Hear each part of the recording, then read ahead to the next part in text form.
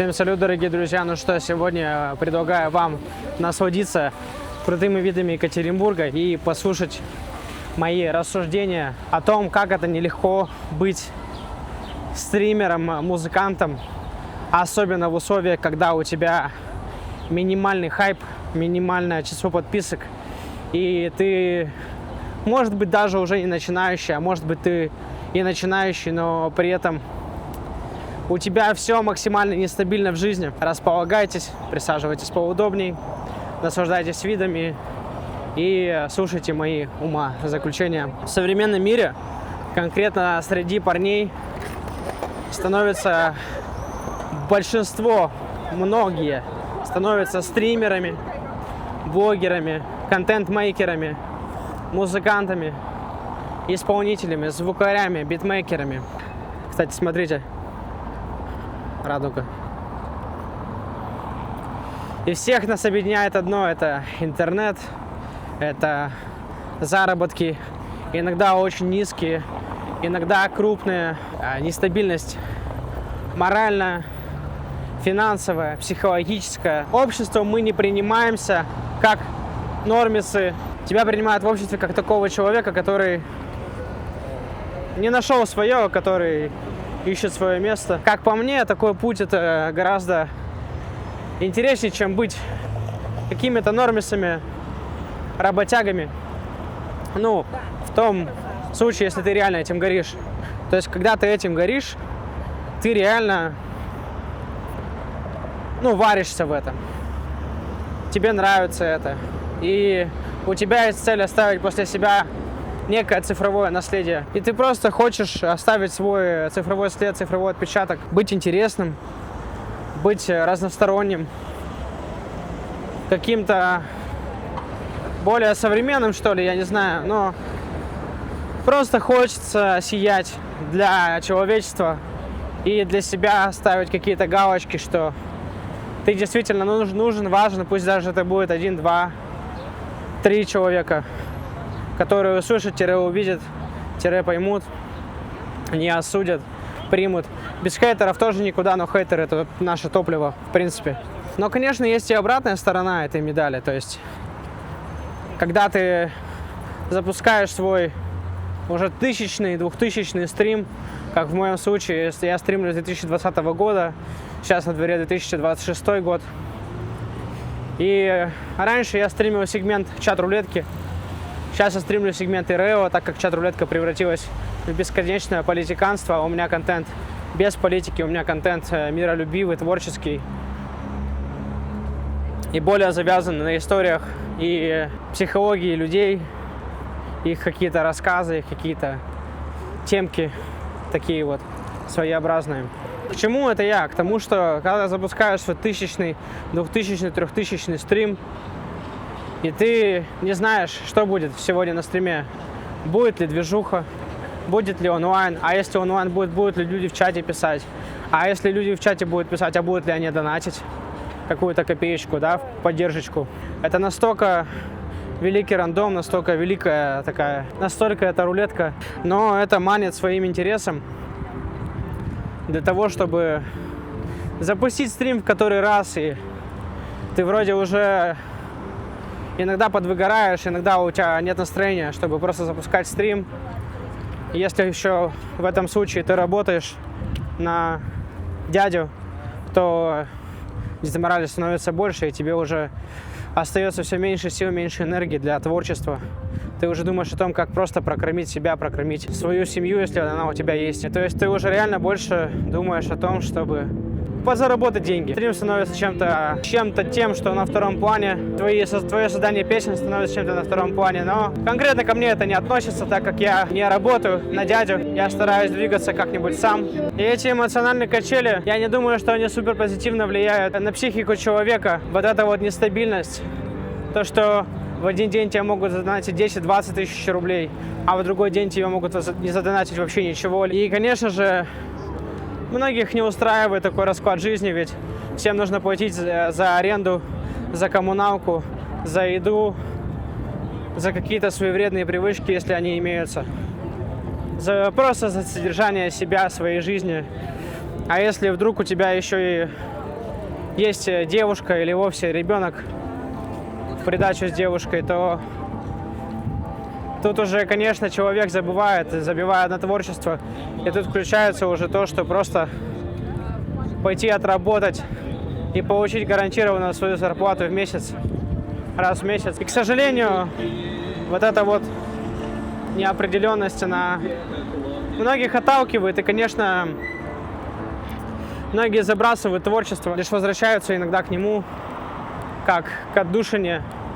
И это остается чем-то вроде хобби. Но реально, вот даже сейчас я иду со стрима, сегодня вроде пятница, но, к примеру, движухи на стриме не было.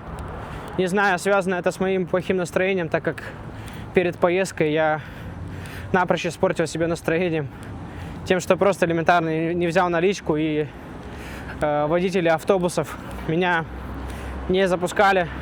Лишь один согласился получить деньги переводом, и я доехал из своего поселка в Екатеринбург. Но я приехал уже выжатый как лимон. Я был в тильте, плюсом я еще приехал, и на улице был дождь. Ну, благо я взял зонтик. По итогам постримил. Донатов не было, да, но просто погуляли. Я сделал свои дела в Екатеринбурге, перекусил супчика и был таковым, как говорится. Тут в стриминге выживает только реально сильнейший. То есть тот, кто стабильно запускает стрим, несмотря на финансовую составляющую, несмотря на то, что не донатят. Рано или поздно, если ты стримишь каждый день, и ты делишься интересными мыслями, показываешь интересные прогулочки, то рано или поздно тебе какой-нибудь донатик-то упадет. Просто посмотрите, мне как стримеру приходится таскать какой рюкзачок. Он вообще ни разу не легкий. Могу показать содержимое, разбор моего сетапа. iPhone 13, то, с чего я стримлю. Вот такой вот стабилизатор Insta360 Flow. Он раскладывается, и получается такая здоровая бандура. Потом идет мой Android Realme, простенький телефончик в качестве запасного. Сумка для камеры, с которой я сейчас снимаю этот влог. Отличный микрофон, он уже на мне. Powerbank вот такой вот. Колоночка, чтобы слушать треки за донат. То есть уже тут внушаемая такая история получается. Еще два подобных таких пауэрбанка, только белых от Xiaomi. То есть с тремя пауэрбанками. Ну, я вообще с двумя езжу, просто этот пауэрбанк новый, я его буквально только сегодня забрал и решил с собой его на стрим взять. Плюс сам рюкзак нелегкий. Ну и там по мелочи вода, какие-то легкие перекусы, иногда кофта. То есть это уже достаточно внушаемый такой размерчик получается. То есть просто, чтобы быть реал-стримером, это надо каждый раз не то, что проходить по 20 тысяч шагов в день, это, ну, естественно, да, то, что реал-стример во время стрима проходит очень много шагов, если он не сидит на месте. Ну, то есть вы понимаете, да, уровень. И реал-стриминг не каждый выбирает, да. Многие выбирают удобную позицию, сидеть дома АФК, играть в игры, либо просто делать какие-то тусовки дома, либо что-то еще. Но лично я хочу стримить именно вот ИРЛ, потому что большую часть жизни, года 3-4, я сидел за компом АФК в чат-рулетке. Да, там было круто. Были интересные моменты, были интересные беседы, но все-таки я понял, что нужно двигаться дальше, плюс взялся за себя, за свое здоровье, начал худеть, начал следить за питанием, много ходить благодаря реал-стримам. И вот мы имеем то, что имеем, но даже сейчас меня смотрят максимум 20-30 человек, это максимум. Бывает иногда, когда что-то интересное в кадре происходит, что смотрит и по 40, и по 50 человек, но это крайне редко. Чаще всего это цифра 20-30 человек. И, безусловно, у меня бывают завозные стримы, где мы катаемся на премиум такси, сидим в ресторанах, еще что-то там, угощаем девчонок, гуляем, знакомимся с девчонками. На жизнь хватает, но я уже никогда не брошу стримы, я буду стримить всегда. Мне кажется, даже если у меня будут деньги, я все равно буду подрывать от скуки, просто пообщаться с чатиком, что-то рассказать интересное, что-то показать, познакомиться с какими-то новыми людьми. И, как я говорил ранее, у меня сейчас в планах искать людей, персонажей, снимать с ними какое-то интервью, то есть уходить более в видеоконтент. Точнее, не уходить, а добавлять видеоконтент. но продолжать также стримить. И самое интересное, что всегда стримы могут быть разные, то есть могут быть и просто я запускаю, думаю, вот сейчас просто погуляю, запущусь, погуляем, пообщаемся с чатиком, а раз и я уже стримлю там 10-15 часов, уже где-то по центру Екатеринбурга еду на такси и что-то такое. Ну, то есть это такая непредсказуемая штука, но эта непредсказуемость, она одновременно и пугает, и одновременно завораживает. Но многие привыкли, стримеры, ничего не делать и получать донаты просто так, взамен ничего не давая человеку даже какую-то эмоцию, даже какую-то благодарность. Я, в свою очередь, всегда был благодарен, всегда указывал везде своих донатеров топовых. И сейчас на сайте dimdeck.ru у меня указаны мои топ-донатеры. Я, конечно, человек, который попробовал также предпринимательство, пробовал бизнес на Авито. Хочу больше в плане денег, в плане финансов двигаться в сторону Авито, потому что там гораздо более понятная модель. В том плане, что ты знаешь, что ты купил подешевле, продал подороже, и ты уже конкретно знаешь, что ты купишь конкретную технику за конкретную сумму, продашь за конкретную сумму. То есть там есть какое-то понимание, постоянство. К тому же сейчас у меня есть девушка, с которой мы живем вместе. И, естественно, деньги нужны теперь не только мне одному, так как в семье добытчик именно как раз-таки я, никто иначе. И поэтому ищу пути заработка денег, пытаюсь крутиться, но пока из доходов у меня в основном только донаты. И, естественно, это неправильная стратегия. Нужно сейчас снова браться за Авито. И, конечно, всегда хочется больше движухи, больше интересных событий каких-то в жизни. И хочется для вас записывать больше видео. Но не всегда находятся идеи. Бывают вот такие вот спонтанные включения, когда мне что-то в голову выдает. И вот сейчас иду после стрима и думаю, дай-ка запишу вот просто для вас такой вот видос, поделюсь своими мыслями. Но такое просто бывает нечасто, но, наверное, сейчас я буду как-то перестраивать свой мозг, кроме того, чтобы балаболить на стримах, еще вот так включать и общаться с вами, делиться какими-то своими мыслями, идеями интересными, умозаключениями. Может быть, это найдет свой отклик среди вас. Но в последнее время видосы набирают понемножку, там, по 40, по 50, по 100 просмотров. Но были и видосы, которые набирали по 2000 просмотров. Но это редкость, исключение. А так как я не отношу себя к формату шортс, к короткому формату, я себя не отношу, не знаю, как донести мысль в коротком шорт-формате. Но, может быть, в дальнейшем что-то придумаю. Буду какие-то зарисовочки для вас делать. Короткие. И будем в шорте тоже продвигаться, так как, конечно, без этого никуда. В принципе, можно нарезать вот так вот длинные видосы, кидать в шорты их. Но там, опять же, незаконченная, нераскрытая мысль будет. И это не совсем то, что я хотел бы. Все-таки мне хочется до зрителя доносить более развернутую, интересную мысль, чем просто какой-то шортс. Если говорить о музыке, о моем музыкальном пути, то там все гораздо интереснее. Я делал музыку с 2012 года. Начал монетизировать я ее в 2018-2019 году. Какие-то деньги мне музыка приносила в какое-то время. Но в связи с санкциями, с последними событиями, денег стало гораздо меньше, прослушивания стало гораздо меньше. С музыкой вообще, если говорить про цифры, все не очень радужно. Если стримы приносят, в принципе, хорошие деньги, на которые можно прожить месяц, хотя бы даже одному, да даже и вдвоем можно прожить, так как мы с девушкой на донаты умудрялись жить, в принципе, месяцами как-то, то в музыке вообще денег практически нет, по крайней мере в моей, так как я в основном не вкладываю деньги, никак ее не рекламирую. Это, безусловно, только мой косяк и моя проблема. Но это не означает, что в музыке в целом нету денег. Там есть деньги, просто нужно этому отдавать большой фокус внимания. Но я все никак не займусь. И думаю, сейчас то самое время заняться в том числе музыкой, в плане продвижения, так как в плане создания я создаю ее постоянно, в потоке, в импровизации. Все так же, все происходит, как всегда, стабильно. Но хочется уже и пожинать плоды всей этой музыки, так как у меня посеяно больше 1000 треков на всех цифровых площадках. Именно под моим ником Dimdekt. Ссылочка в описании, слушайте, заходите. Нужно снимать шорты, рилсы, тиктоки, как это называется. И снимать, еще раз снимать. Постоянно качать и эту жилку в том числе. Потому что это то же самое можно запустить паровозом.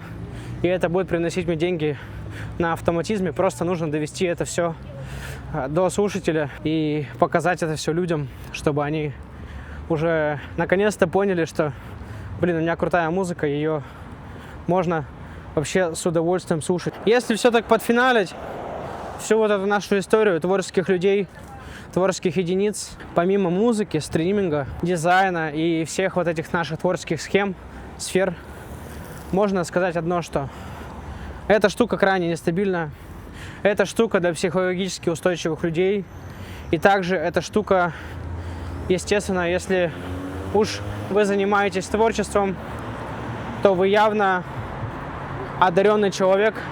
Если вы реально искренне сами делаете творчество, то есть пишете сами какие-то тексты, что-то сами создаете, не просто промпт в нейросеть написать и получить результат, а именно своим мозгом что-то придумать конкретно, что-то создать с нуля, своими руками, своими мозгами, своей головой. Если вы реально горите этим, то вы, можно сказать, избранные, потому что вам есть чем заняться. То есть, когда вы свободен, когда вы сидите один в своей комнате, вы не говорите, что вам скучно, да, а вы берете что-то и создаете. Но, конечно, даже и творческим людям бывает скучно, это понятно, но раз уж вы выбрали такой путь, то пусть это будет либо вашим хобби, либо если вы супер смелый, если вы один в этом поле боя, то можете попробовать сделать это своим заработком, но помните, знайте, что это все максимально непостоянная история, это все максимально нестабильная история. И если вы не боитесь выделяться, если вам пофиг на осуждение, на мнение окружающих, то просто берите и делайте, и никого никогда не слушайте, потому что хейтеры хейтят. А я вот умудряюсь прожить свою жизнь так, что не работаю, не хожу ко времени куда-то там, каким-то дядям, тетям служить. Я просто являюсь самостоятельной личностью, без каких-либо вредных привычек, без каких-либо зависимостей. При этом пребываю в потоке, в творческом потоке, снимаю видео, провожу прямые трансляции, делаю музыку, свожу музыку, делаю дизайн.